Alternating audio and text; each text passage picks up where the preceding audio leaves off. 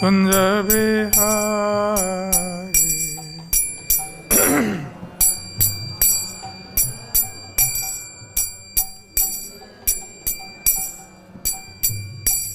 जय राधा माधव कुंज बिहारी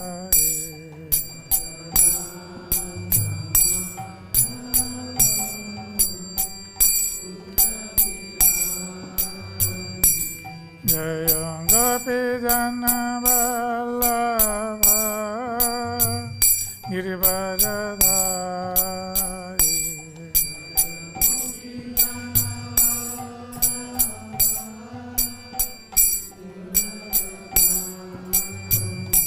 जय गोपी जन वल्लभ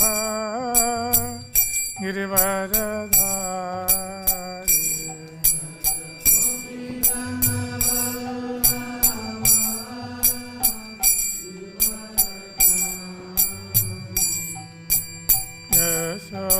यशोदानंदन ब्रज जन रंजन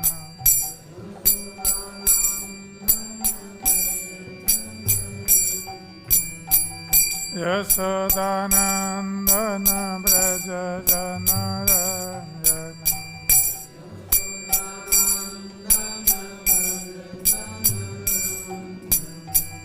यमुना तेरा बनचारी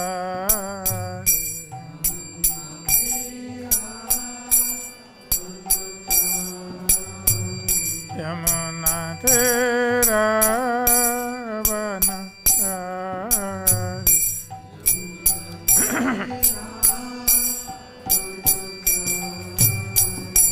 जय राधा माधव कुंज बिहारी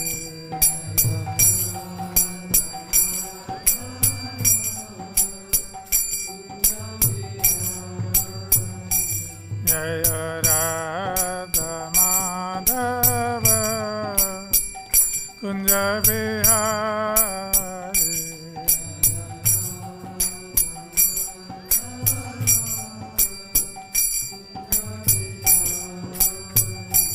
जय श्री कृष्ण चैतन्य प्रभु नित्यानंद श्री अद्वैत गदाधर श्रीवासादि गौर भक्तवृंद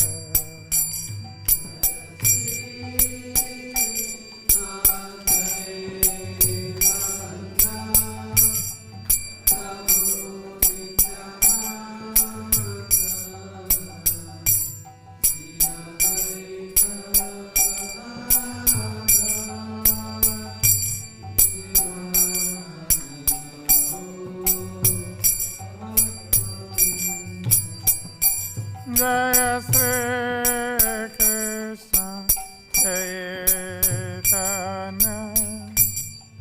प्रभु नित्यानंद श्री अद्वैत गदाधर श्रीवासादि गौर भक्तवृंद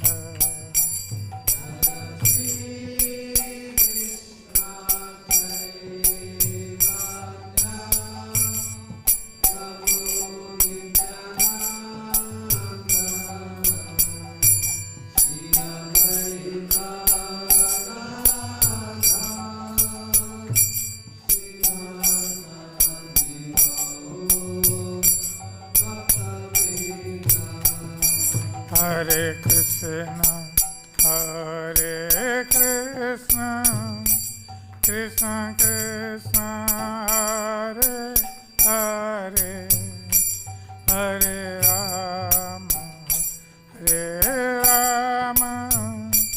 Ram Ram Hare Hare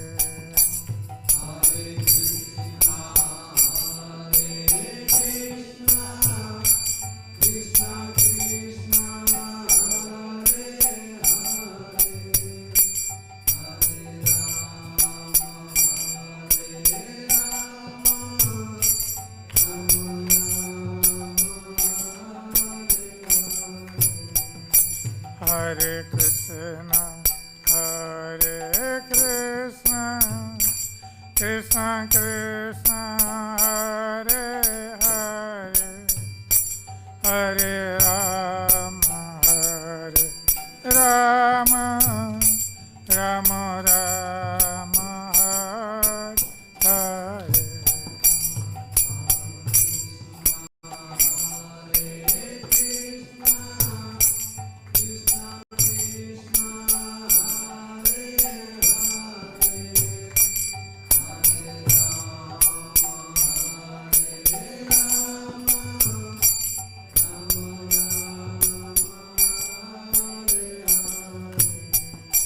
Hare Krishna, Hare Krishna, Krishna Krishna, Hare Hare, Hare Rama, Hare Rama, Rama Rama, Hare Hare.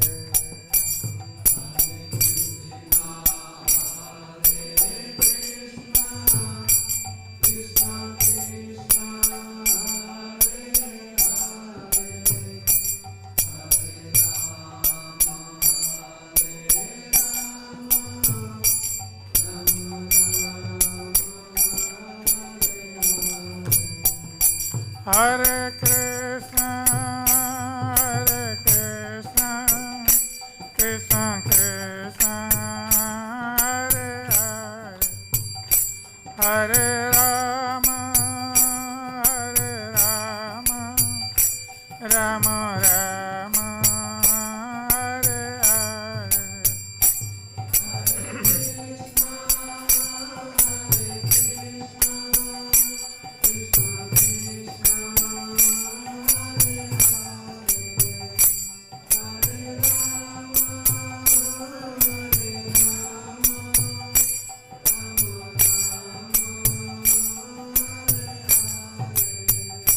Hare Krishna, Hare Krishna, Krishna Krishna, Hare Hare, Hare Rama, Hare Rama, Rama Rama, Hare Hare.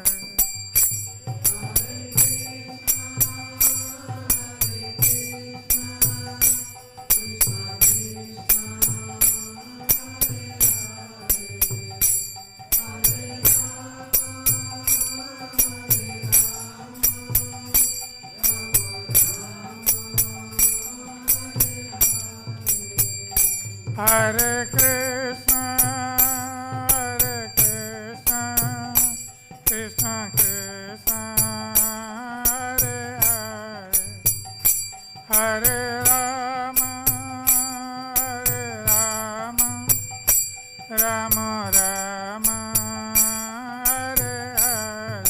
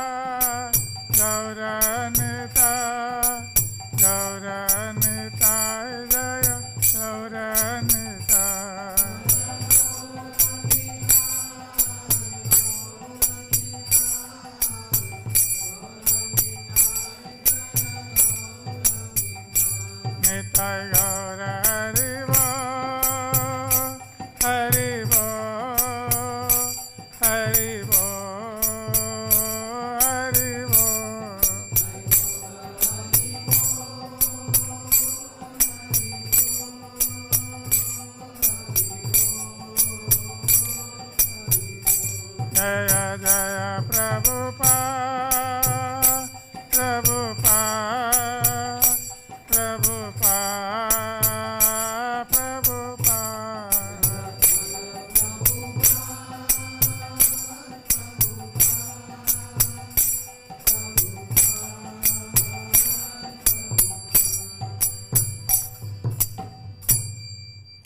जय विष्णुपाद परमहंस परिव्राजकाचार्य अष्टोत्तरशतम् श्री श्रीमदेशी भक्तिवेदांत स्वामी श्रील प्रभुपाद की जय। ISKCON संस्थापकाचार्य Srila Prabhupada की जय। विष्णुपाद परमहंस परिव्राजकाचार्य अष्टोत्तरशतम् श्री श्रीमद भक्ति सिद्धांत श्री ठाकुर महाराज श्रील प्रभुपाद की जय। अनंत कोटि वैष्णव वृंद की जय। नवाचार्य श्रील हरिदास ठाकुर की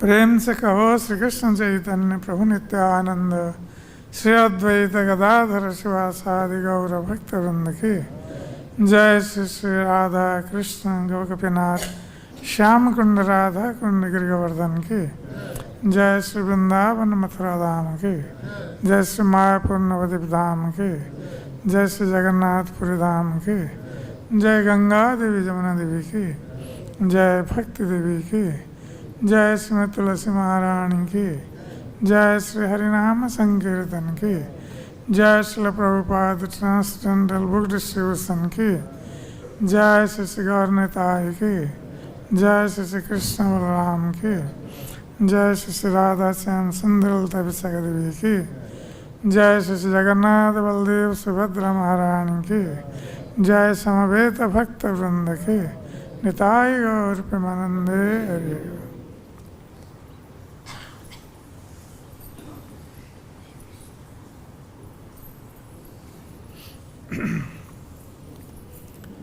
ओम नमो भगवते वासुदेवाय।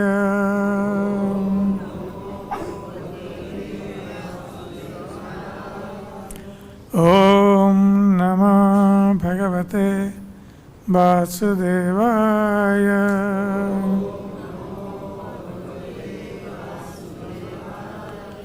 ओम नमो भगवते वासुदेवाय।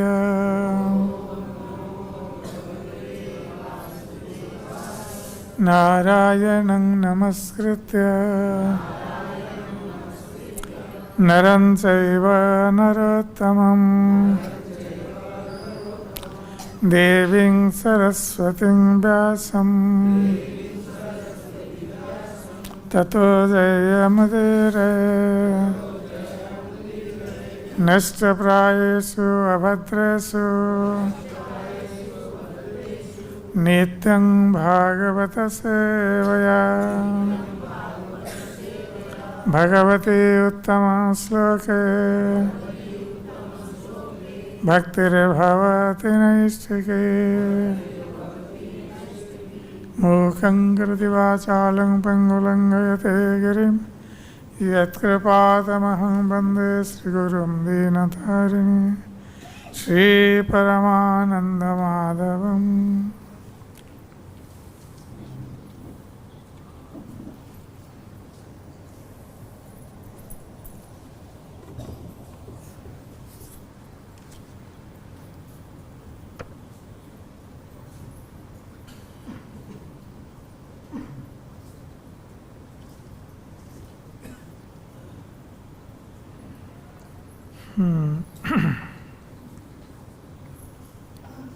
तो आज हम श्री चैतन्य चरितामृत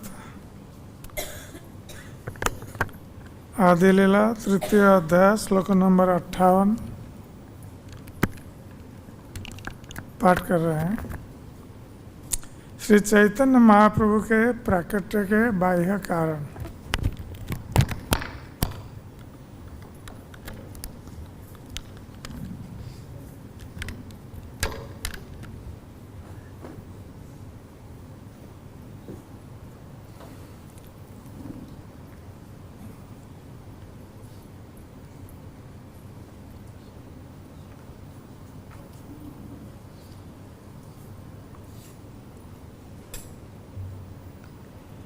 लोकगति देखी आचार्य करुणा हृदय।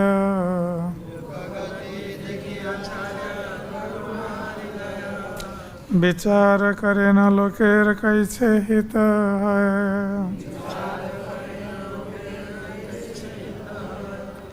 लोकगति देखी आचार्य करुणा हृदय।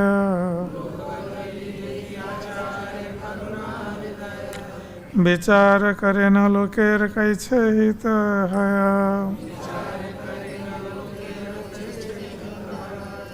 लोकगति देखी आचार्य करुणा हृदय।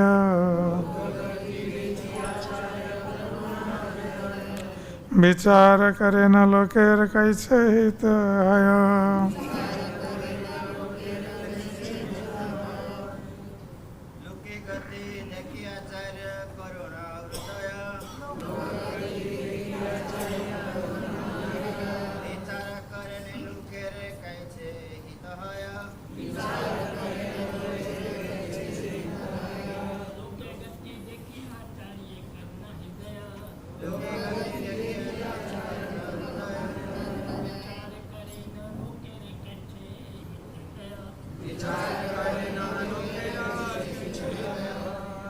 माता जी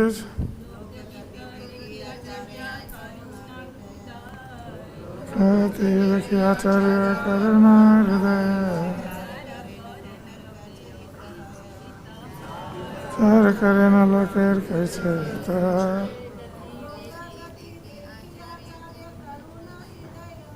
लोकगति देखी आचार्य करुणा हृदय। चार करे न लोकेर कैसे हित। अनुवाद शब्दार्थ। लोकगति लोकगति देखी देखकर आचार्य अद्वैताचार्य करुणा हृदय करुण हृदय वाले। विचार करे न विचार करते हैं लोकेरा विश्व का कैसे कैसे हित हित हय होगा। अनुवाद और तात्पर्य श्रील प्रभुपाद के द्वारा अनुवाद। संसार के कार्यकलापों को देखकर आचार्य को दया आई और वे विचार करने लगे कि वे जनता का हित किस तरह करें। तात्पर्य जनता के कल्याण हेतु इस प्रकार की गंभीर रुचि मनुष्य को प्रामाणिक आचार्य बनाती है। आचार्य कभी भी अपने अनुयायियों का शोषण नहीं करता, चूंकि आचार्य भगवान का विश्वस्त सेवक होता है, अतएव उसका हृदय मनुष्यों के कष्टों के प्रति करुणा से ओतप्रोत रहता है। वो जानता है कि सारे कष्ट भगवत भक्ति के अभाव के कारण है, अतएव वह लोगों के कार्यों को बदलने के लिए सदैव मार्ग खोजता रहता है, जिससे उन्हें भक्ति प्राप्त हो सके। यही आचार्य की योग्यता है। यद्यपि श्री अद्वैत प्रभु स्वयं यह कार्य कर सकने के लिए समर्थ थे, लेकिन एक विनीत सेवक की तरह उन्होंने सोचा कि भगवान के साक्षात प्रकट हुए बिना समाज की पतित अवस्था को सुधारा नहीं जा सकता। माया के कठोर बंधन में इस भौतिक जगत के प्रथम श्रेणी के बंदी भ्रमवश अपने आप को सुखी मानते हैं, क्योंकि वे धनी शक्तिशाली साधन संपन्न हैं। ये मूर्ख प्राणी यह भी नहीं जानते कि वे भौतिक प्रकृति के हाथों में केवल कठपुतली के समान है और किसी भी क्षण भौतिक प्रकृति के निर्दय षड्यंत्र उनके सारे ईश्वर विमुख कार्यों की योजनाओं को धूल में मिला सकते हैं। ऐसे मूर्ख बंदी यह भी नहीं देख पाते कि वो कृत्रिम साधनों से अपनी स्थिति को कितना ही क्यों ना सुधार ले, किंतु बारंबार जन्म, मृत्यु, व्याधि तथा वृद्धावस्था की विपत्तियां सदा उनके बस के बाहर हैं। मूर्ख होने के कारण वे जीवन की इन भौतिक समस्याओं की, इन प्रमुख समस्याओं की उपेक्षा करते हुए मिथ्या बातों में लगे रहते हैं, जिनसे उनकी वास्तविक समस्याओं का समाधान नहीं मिल पाता। वे जानते हैं कि मृत्यु या रोग अथवा वृद्धावस्था का कष्ट नहीं भोगना चाहते हैं। वे जानते हैं कि मृत्यु या रोग अथवा वृद्धावस्था का कष्ट नहीं भोगना चाहते हैं, किंतु माया के वशीभूत होने के कारण वे नित्यांत लापरवाह रहते हैं और इन समस्याओं का समाधान करने के लिए कुछ भी नहीं करते। इसे माया कहते हैं। माया द्वारा वशीभूत हुए लोग मृत्यु के बाद विस्मृति के गर्त में चले जाते हैं और अपने कर्म के अनुसार अगले जन्म में कुत्ता या देवता बनते हैं, यद्यपि अधिकांश कुत्ते ही बनते हैं। अगले जन्म में देवता बनने के लिए उन्हें पूर्ण पुरुषोत्तम भगवान की भक्ति करनी आवश्यक है, अन्यथा प्रकृति के नियमानुसार उनका कुत्ता या सुअर बनना निश्चित है। तृतीय श्रेणी के बंदी भौतिक दृष्टि से कम ऐश्वर्यवान होने के कारण प्रथम श्रेणी के बंदियों का अनुकरण करने का प्रयास करते हैं, क्योंकि उन्हें भी अपने बंदी होने के विषय में वास्तविक ज्ञान नहीं होता। इस तरह वे भी भ्रामक भौतिक प्रकृति द्वारा दिग्भ्रमित हो जाते हैं। किंतु यह आश्चर्य का कार्य है कि वो प्रथम तथा तृतीय श्रेणी के बंदियों के कार्यों को बदल दे, जिससे उन्हें वास्तविक लाभ हो। इस उद्यम के कारण वो भगवान का अत्यंत प्रिय भक्त बन जाता है। भगवान भगवत गीता में स्पष्ट रूप से कहते हैं कि मानव समाज में भक्त से बढ़कर उन्हें अन्य कोई प्रिय नहीं है, क्योंकि वह जगत के वास्तविक लाभ के लिए ईश्वर के संदेश का प्रचार करने के उपायों की खोज करते हुए भगवान की सेवा में सर्वदा लगा रहता है। कलयुग के तथाकथित आचार्य अपने अनुयायियों के कष्टों को कम करने के लिए उतना चिंतित नहीं रहते जितना कि वे उनके संसाधनों का दोहन करने में लगे रहते हैं। किंतु एक आदर्श आचार्य के रूप में श्री अद्वैत प्रभु संसार की दशा को सुधारने के प्रति चिंतित थे। ओम अज्ञानतिमिरान्धस्य ज्ञानाञ्जनशलाकया चक्षुरुन्मिलितं येन तस्मै श्रीगुरवे नमः। श्रीचैतन्यमनोभीष्टं स्थापितं येन भूतले स्वयं रूपकदा मह्यं ददाति स्वपदान्तिकं। वन्देऽहं श्रीगुरो श्रीयुतपदकमलं श्रीगुरुन् वैष्णवंश श्रीरूपं सग्रजातं सगणरघुनाथ नितं तं सजीवं साद्वैतं सावधूतं परिजनसहितं कृष्णं चैतन्यदेवं श्रीराधाकृष्णपादान् सगणललिता श्रीविशाखान्वितं च। हे कृष्ण करुणा सिन्धो दीनबन्धो जगत्पते गोपेश गोपिकान्त राधाकान्त नमस्तुते। तप्त कांचन गौरांगे राधे वृंदावनेश्वरी विश्वानुसुते देवी प्रणमामि हरिप्रिये।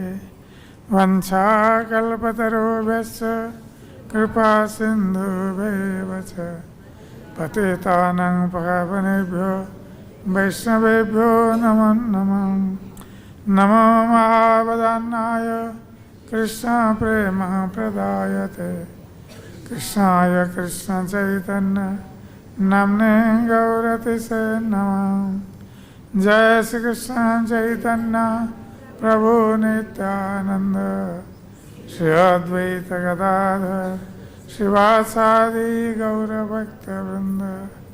हरे कृष्ण कृष्ण कृष्ण हरे हरे, हरे राम राम राम हरे हरे। हरे कृष्ण कृष्ण कृष्ण हरे हरे, हरे राम राम राम हरे हरे।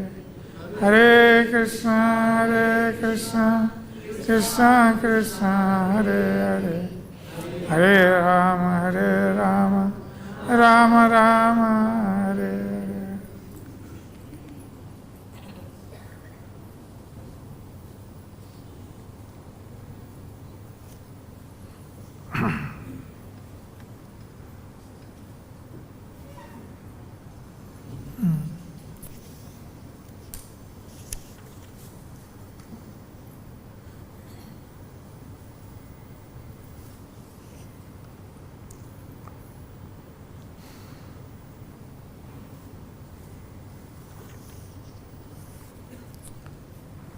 तो श्री चैतन्य चरितामृत के इस श्लोक में श्री चैतन्य महाप्रभु के आविर्भाव का एक चौथा कारण बताया जा रहा है। तो श्री चैतन्य महाप्रभु के आविर्भाव के ये 4 बाह्य कारण और 3 आंतरिक कारण जो आगे बताया जाएगा। तो ये बाह्य कारणों में ये अंतिम कारण भक्त का निवेदन, भक्त के निवेदन से भगवान कैसे आविर्भूत होते हैं, तो इसका वर्णन करते हुए श्री कृष्णदास कविराज गोस्वामी कह रहे हैं कि श्री अद्वैत आचार्य जो भक्त अवतार है, यद्यपि वो ईश्वर है, भगवान है, फिर भी संसार में भक्ति की शिक्षा देने के लिए भक्त अवतार के रूप में आए हैं। इस प्रकार श्री चैतन्य महाप्रभु भी स्वयं भगवान कृष्ण है, किंतु भक्ति की शिक्षा देने के लिए भक्त के रूप में अवतरित हुए। तो ये भगवान की लीला है कलयुग के लोगों को भक्ति सिखाने के लिए, क्योंकि जब तक कोई स्वयं आचरण नहीं करता है वो दूसरों को भक्ति की शिक्षा नहीं दे सकता। इसलिए जो आचार्य हैं वो स्वयं आचरण करते हैं और दूसरों को शिक्षा देते हैं। तो अद्वैत आचार्य का जब आविर्भाव हुआ चैतन्य महाप्रभु के आविर्भाव से पहले, क्योंकि जो गुरुजन स्थानीय लोग होते हैं भगवान के, उनको भगवान पहले भेज देते हैं। उनके आविर्भाव से पहले लोग संसार में आते हैं और क्षेत्र प्रस्तुत करते हैं। तो जिस प्रकार सची माता, जगन्नाथ मिश्र, अद्वैत आचार्य, ये सब पहले आविर्भूत हुए थे। तो अद्वैत आचार्य जब आविर्भूत हुए तो उन्होंने देखा कि संसार में लोग विषय भोग में रहते हैं, क्योंकि जब व्यक्ति के पास धन हो जाता है और वो जीवन के लक्ष्य को नहीं जानता है, तो अत्यधिक धन होने के कारण वो विषय भोग में लगा रहता है। और विषय भोग का प्रतीक है स्त्री और मदिरा। तो इसी में धन खर्च करते हैं लोग। और कुछ लोग धर्म कर्म भी करते थे विषय भोग के लिए। जिस प्रकार चतुर्वर्ग कहा गया है कि धर्म, अर्थ, काम और मोक्ष। तो लोग धर्म की साधना करते हैं अर्थ की प्राप्ति के लिए, जिससे कि अपनी कामना को पूर्ण करते हैं, और अंत में मोक्ष के लिए या मुक्ति के लिए प्रयास करते हैं। किंतु कलयुग में ये चतुर्वर्ग नहीं रह गया है, 3 वर्ग रह गया है, धर्म, अर्थ और काम। बहुत सारे लोग धर्म का तो पालन करते ही नहीं है, और यदि कोई धर्म का पालन करता भी है तो वो काम के लिए। तो धर्म करके अर्थ प्राप्त करता है और भोग करना चाहता है। तो ये अद्वैत आचार्य ने देखा कि लोग विषय भोग में लगे हुए हैं और कोई धर्म अनुष्ठान भी करता हो, वो केवल विषय भोग के लिए ही करता है, इसमें भक्ति का कोई गंध नहीं है। इसलिए अद्वैत आचार्य बहुत दुखी हुए, क्योंकि यह भगवान का स्वभाव है कि जिस प्रकार पिता अपने पुत्रों को या संतानों को दुखों में पड़ते समय व्यथित होता है, क्योंकि पिता हर समय चाहते हैं कि उनकी संतान हर समय सुख में रहे, और संतान दुख में है तो पिता व्यथित होता है, ये स्वाभाविक है। तो उसी प्रकार संसार के सारे प्राणी ये भगवान की संतान है, और जब संसार के प्राणी दुख में होते हैं तो पिता का हृदय व्यथित होता है, भगवान का हृदय व्यथित होता है। भगवान नहीं चाहते हैं कि हम दुख में रहें, इसलिए भगवान हमारे लिए तरह तरह की व्यवस्था करते हैं। कभी स्वयं आविर्भूत होते हैं उनके प्रति साधारण जीवों को आकृष्ट करने के लिए, जिससे कि भौतिक संसार के जीव उनके प्रति आकृष्ट होकर भगवत धाम को प्राप्त हो। और जब भगवान इस संसार से अपने स्वधाम में चले जाते हैं, अपने भक्तों को प्रेरण करते हैं कि भक्त लोग आकर जब संसार में भगवान की भक्ति का प्रचार करते हैं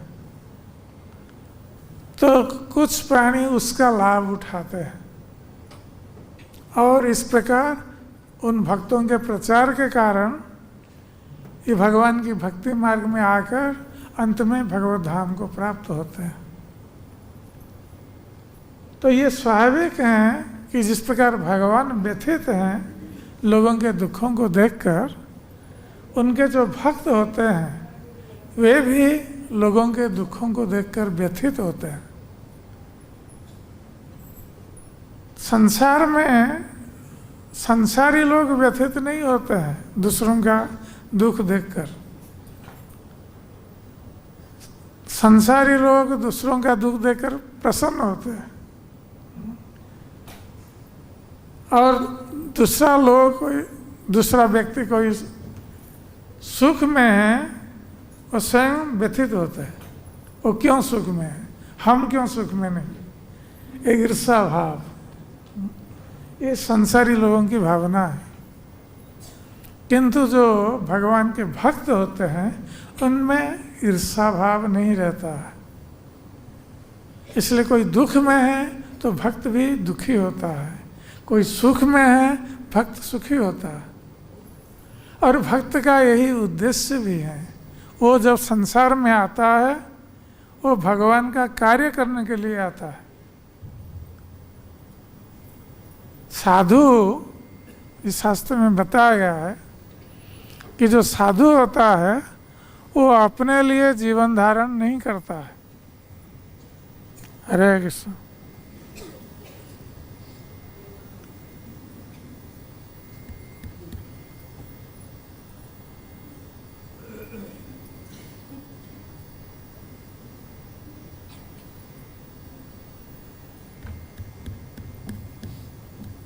हरे कृष्ण, हरे कृष्ण, हरे कृष्ण। तो जो साधु होता है वो अपने लिए जीवन धारण नहीं करता है, वो दूसरों के लिए जीवन धारण करता है। और साधु कौन है? जो भगवान कृष्ण का भक्त है। महात्मनास्तवं पार्थ दैवीं प्रकृति आश्रित भजन्ते अनन्य मनसो ज्ञात्वा भूतादि अपे। तो वही महात्मा है, वही साधु है जो अनन्य भाव से भगवान कृष्ण का भजन करता है। तो ऐसे साधु वो दूसरों के लिए, दूसरों के उपकार के लिए जीवन धारण करते हैं, इसलिए वो दूसरों का दुख नहीं देख सकते। तो हम देखते हैं कि श्रील प्रभुपाद जी महाराज वृंदावन में भजन कर रहे थे। जैसे वृंदावन में बहुत सारे साधु हैं, महात्मा लोग हैं, और ये लोग प्रतिज्ञा लेते हैं, प्रतिज्ञा करते हैं कि वृंदावन त्याग करके वो अन्यत्र नहीं जाएंगे, जीवन भर वृंदावन में ही जीवन व्यतीत करेंगे और यहीं उनकी मृत्यु होगी। तो प्रभुपाद जी भी ऐसा कर सकते थे, यहीं जीवन भर रहते, अपना भजन करते और भगवत धाम चले जाते। और यदि प्रभुपाद ऐसा ही करते, हम लोगों की अवस्था क्या होती?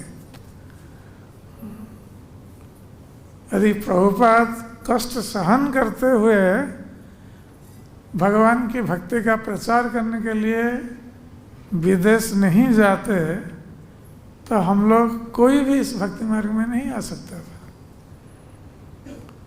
तो ये प्रभुपाद की बहुत बड़ी देन है, जो साधारण लोग इस देन को समझ नहीं सकते। बहुत सारे लोग प्रभुपाद के बारे में नहीं जानते हैं, क्योंकि ये लोग प्रभुपाद के बारे में नहीं जानने के कारण कभी कभी प्रभुपाद की आलोचना भी करते हैं। किंतु प्रभुपाद ने जो महान कार्य किया है सारे संसार के उपकार के लिए,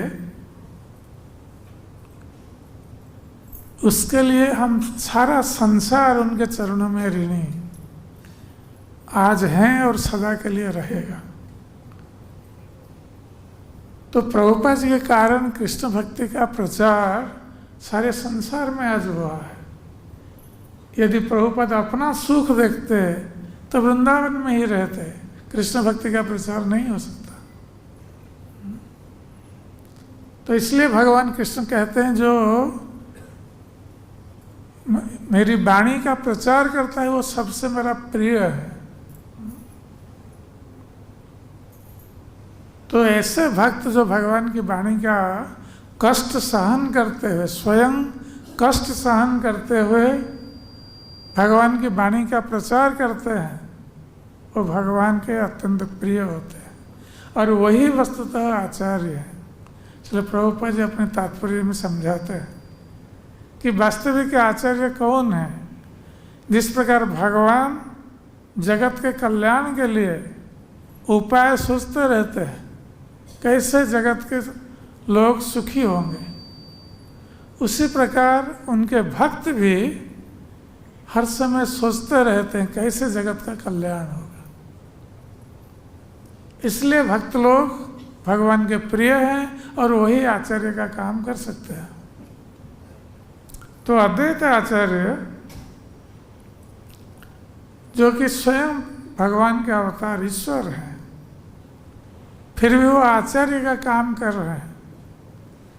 उनके आविर्भाव के पश्चात उन्होंने जब देखा कि संसार के लोग विषय भोग में लगे हुए हैं, वो बहुत दुखी हुए कि लोग धर्म कर्म कोई करता है, कोई नहीं करता है, किंतु उस धर्म कर्म भोग के लिए ही करते हैं, भक्ति के लिए नहीं कर रहे हैं। इसलिए अद्वैत आचार्य बहुत दुखी हुए और वो सोचने लगे कि किस प्रकार जगत का कल्याण हो। लोको गति देखिए आचार्य करुण हृदय। तो लोगों की गति, चाल चलन, ये सब देखकर अद्वैत आचार्य दुखी हुए, क्योंकि उनका हृदय करुणा से भरा था। तो ये भक्त का एक गुण होता है, वो करुणा से पूर्ण होता है, दया का भाव रहता है भक्त में। जो भक्त नहीं है वो निर्दय हो सकता है, किंतु भक्त कभी निर्दय नहीं हो सकता, उसका हृदय करुणा से भरा है। इसलिए करुण हृदय विचार करे न लोकेर कैसे हित है। तो वो मन ही मन विचार करते हैं कि लोगों का कैसे हित होगा, कल्याण होगा। तो इसलिए प्रभुपाद जी लिखते हैं कि ये आचार्य का काम है कि आचार्य लोगों के कल्याण के लिए तरह तरह का उपाय सोचता रहता है। ऐसे हम देखते हैं, इसलिए प्रभुपाद ने प्रचार किया विदेश में जाकर। कुछ लोग प्रवचन के माध्यम से उनके प्रवचन सुनने आए और उनके प्रति आकृष्ट हुए। कुछ लोग प्रवचन सुनने के लिए नहीं आते थे, बहुत कम लोग आते थे। तो प्रभुपाद स्वयं जाकर पार्क में हरिनाम संकीर्तन करते थे, जहाँ लोग एकत्रित होते थे भोग के लिए, आनंद के लिए, तथाकथित भौतिक आनंद के लिए पार्क में जाते हैं लोग। तो प्रभुपाद जाकर वहाँ कीर्तन किया, और कीर्तन का उद्देश्य क्या था? लोगों को कीर्तन की ओर, भगवान के नाम की ओर आकृष्ट करना। तो प्रभुपाद ये उपाय सोच रहे थे, प्रवचन के माध्यम से लोगों को आकृष्ट करना है, कीर्तन के माध्यम से लोगों को आकृष्ट करना है। और जो लोग इन दोनों से आकृष्ट नहीं हुए, न तो कीर्तन में और न प्रवचन से, तो प्रसाद, प्रसाद को कोई मना नहीं कर सकता क्योंकि ये एक भोग का साधन है। आहार, निद्रा, भय, मैथुन, जो भोग के 4 साधन हैं, सर्वप्रथम आता है आहार, खाद्य। और खाद्य यदि स्वादिष्ट हैं, चाहे आप कुछ भी करें, लोग आएंगे। और जब भगवान को भोग लगाया जाता है तो खाद्य स्वादिष्ट बन जाता है, प्रसाद बन जाता है। और प्रभुपाद बहुत अच्छा प्रसाद बनाते थे। प्रभुपाद हर तरह से योग्य थे, प्रवचन देने में, कीर्तन करने में, वाद्य बजाने में, रसोई करने में, सभी में वो प्रवीण थे। भगवान ने उनको शक्ति दी थी। तो इसलिए जो आचार्य होता है वो उपाय सोचता रहता है कैसे लोगों को आकृष्ट करें, जैसे कि लोग कृष्ण की ओर आकृष्ट हो। बहुत सारे लोग प्रभुपाद जी के प्रसाद प्राप्त होकर भक्त बने हैं। बहुत सारे लोग कहते हैं, भी स्वीकार करते हैं, हम प्रसाद के लिए मंदिर आते थे और प्रसाद के लिए हमने मंदिर में जगवान किया। तो ये आचार्य की कृपा है। तो इसलिए अद्वैत आचार्य ये सोच रहे हैं कि कैसे लोगों का उपकार होगा। तो इस प्रकार प्रभुपाद जी तात्पर्य में 2 बात बोलते हैं। भौतिक संसार में सभी लोग बंदी हैं। हम लोग यद्यपि भौतिक संसार में अपने को भोक्ता मानते हैं और भोग करने का प्रयास करते हैं, किंतु हम चाहे कुछ भी भोग करें, हम इस भौतिक संसार में बंदी हैं, बंदीशाला में हैं। क्योंकि जब तक हम भौतिक संसार में रहेंगे, जन्म मृत्यु जरा व्याधि को भोग करने के लिए बाध्य है। चाहे जैसे जेल में कई तरह के बंदी होते हैं, कोई राजनीतिक बंदी होते हैं, उनको कुछ अधिक सुविधा दी जाती है राजनीतिक बंदियों के लिए, किंतु फिर भी वो बंदी है। और कुछ बंदी साधारण बंदी होते हैं, उनको कोई सुविधा नहीं है जेल में। और ये बंदीशाला क्यों बनाया गया है कि जो अपराधी हैं उनको बंदी गृह में भेजकर सुधारने के लिए, इसलिए बंदीशाला भेजा गया है कि वो बंदीशाला में जब कष्ट भोग करेंगे तब वो सुधरने के लिए प्रयास करेंगे। ये भी सोचेंगे कि हमने ये कार्य किया था इसलिए हम बंदी जीवन बिता रहे हैं, हमारी कोई स्वतंत्रता नहीं है, इसलिए हम आगे चलकर ये कार्य नहीं करेंगे और यहाँ बंदीशाला में नहीं आएंगे। ये बंदी जीवन का उद्देश्य है, बंदीशाला का उद्देश्य। उसी प्रकार इस भौतिक संसार जो ये भी एक बंदीशाला है, और इस बंदीशाला में कोई प्रथम श्रेणी का बंदी, कोई द्वितीय श्रेणी का बंदी, कोई तृतीय श्रेणी का बंदी, क्योंकि सभी बंदी है। तो इस बंदीशाला में हमें क्यों भेजा गया है? क्योंकि हम लोगों ने भगवान कृष्ण की सेवा करना नहीं चाहा। जो लोग भगवान कृष्ण की सेवा करने के लिए उत्सुक थे, जो प्राणी, वो अभी भी कृष्ण की सेवा कर रहे हैं भगवान के धाम में, उनकी संख्या हमसे अधिक है।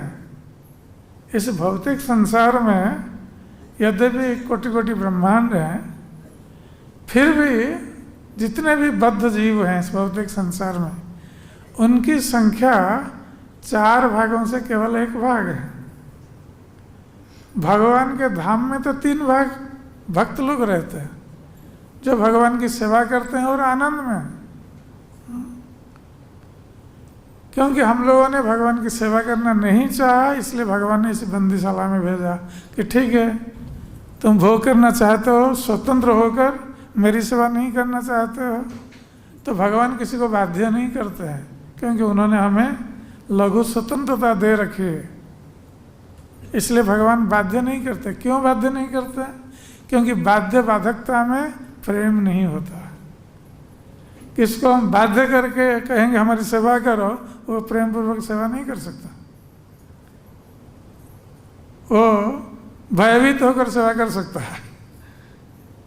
तो भगवान चाहते हैं प्रेम पूर्वक सेवा, प्रेम सेवा, इसलिए हम लोगों को बाध्य नहीं करते हैं। भगवान ने कहा ठीक है, तुम लोग भोग करना चाहते हो, मेरी सेवा करना नहीं चाहते, जाओ भौतिक संसार में। तो भौतिक संसार एक बंदीशाला है और उसका जेलर कौन है? दुर्गा देवी। दुर्गा देवी को बिठा दिया यहाँ जेल रक्षक के रूप में। और दुर्गा देवी के हाथ में क्या है? त्रिशूल। दुर्गा देवी यहाँ जितने भी बंदी हैं वो त्रिशूल से आघात करती है सभी को। 3 प्रकार का दुख देती है, आध्यात्मिक, आधि भौतिक, आधि दैविक, आध्यात्मिक।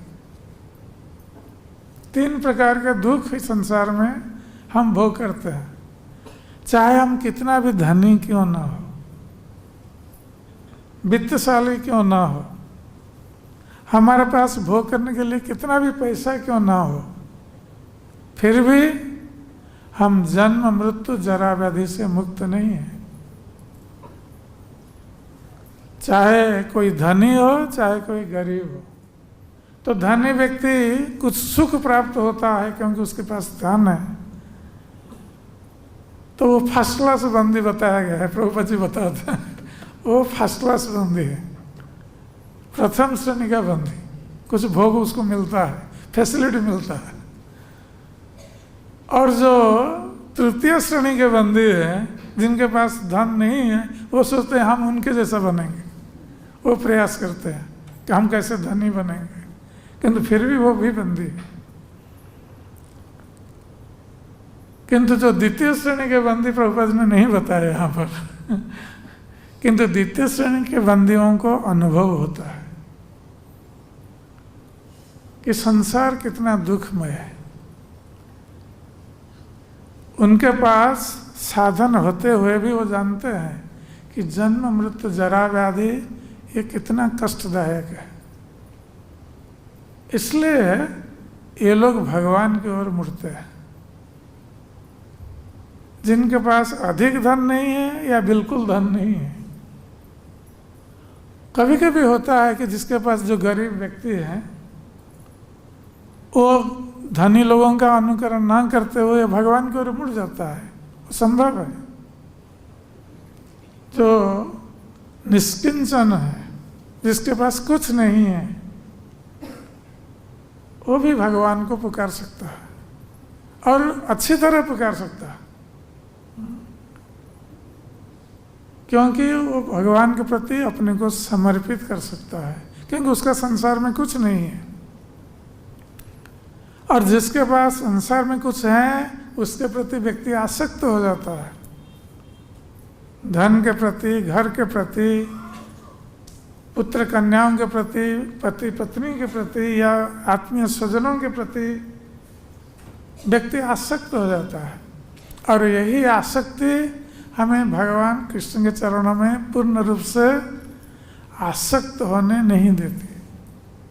हम समर्पित नहीं हो सकते भगवान कृष्ण के चरणों में। इसलिए जो आचार्य हैं वे आकर हमारी स्थिति को जगाते हैं, जो नित्य स्थिति है भगवान के प्रति, जो प्रेम हमारे हृदय में सुप्त अवस्था में। तो आचार्यगण इस संसार में आकर प्रचार करते हुए हमारे हृदय में जो सुप्त कृष्ण प्रेम है उसको जगाते हैं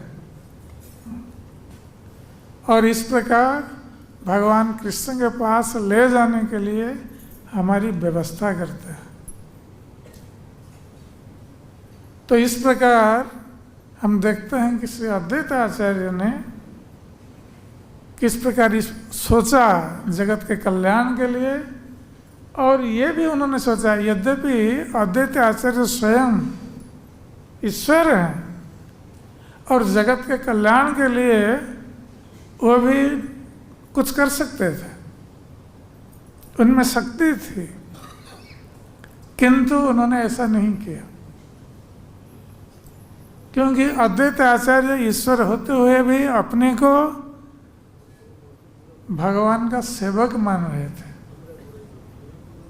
वो सेवक भाव में थे।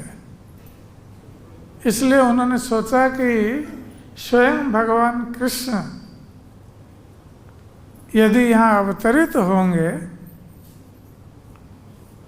तब जाकर संसार का वास्तविक कल्याण होगा। तो जगत के कल्याण के लिए पहले अद्वैत आचार्य ने सोचा और भगवान के अवतरण के लिए उन्होंने प्रयास किया। प्रयास किस प्रकार किया आगे चलकर हम पढ़ेंगे। इस शालग्राम की पूजा उन्होंने की और इसमें प्रतिदिन गंगाजल और तुलसी चढ़ाते थे और इस प्रकार भगवान का आह्वान करते थे कि जब भगवान कृष्ण का अवतरण होगा तब जाकर सारे संसार के लोग इस माया शक्ति के प्रभाव से मुक्त होकर भगवान कृष्ण के चरणों में शरण ग्रहण करेंगे, तब उनके जीवन धन्य हो जाएंगे, तब सारे संसार में भक्ति का प्रचार होगा।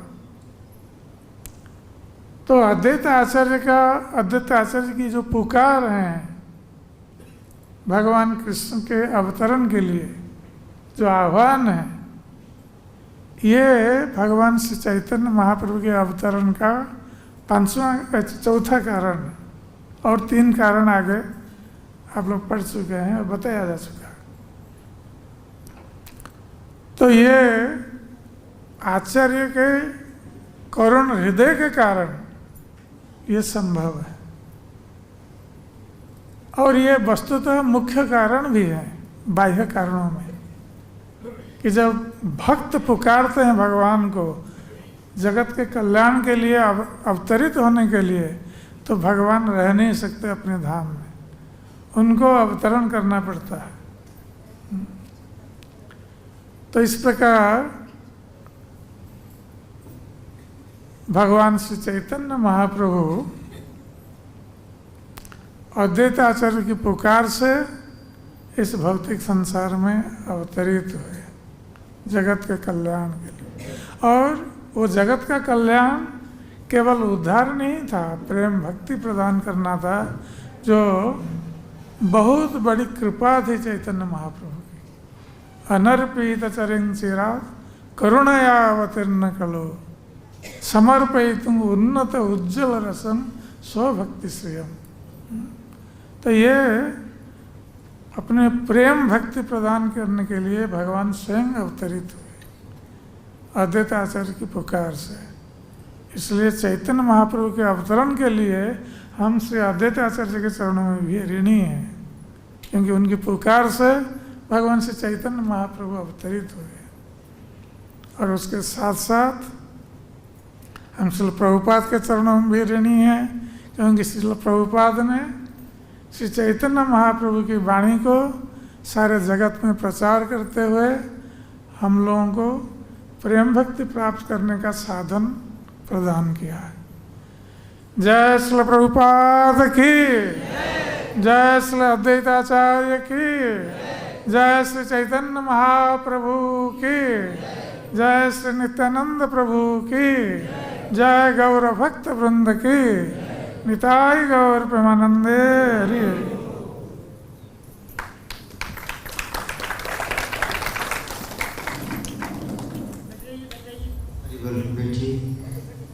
किसका कोई प्रश्न है? हाँ,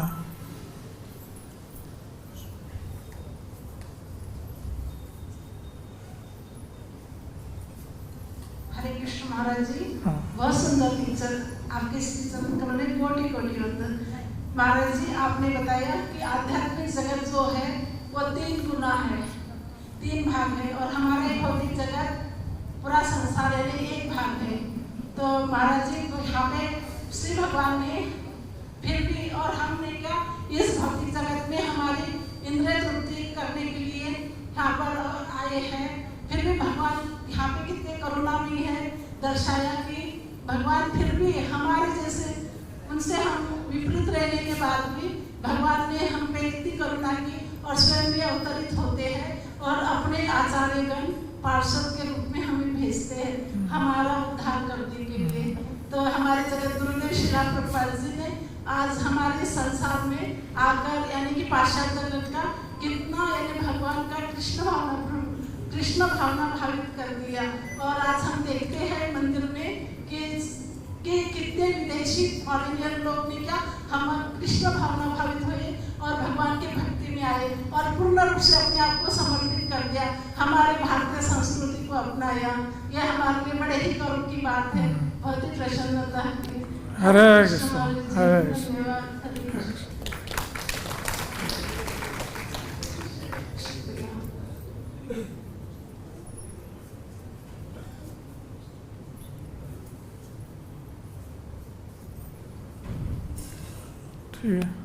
हरे कृष्ण।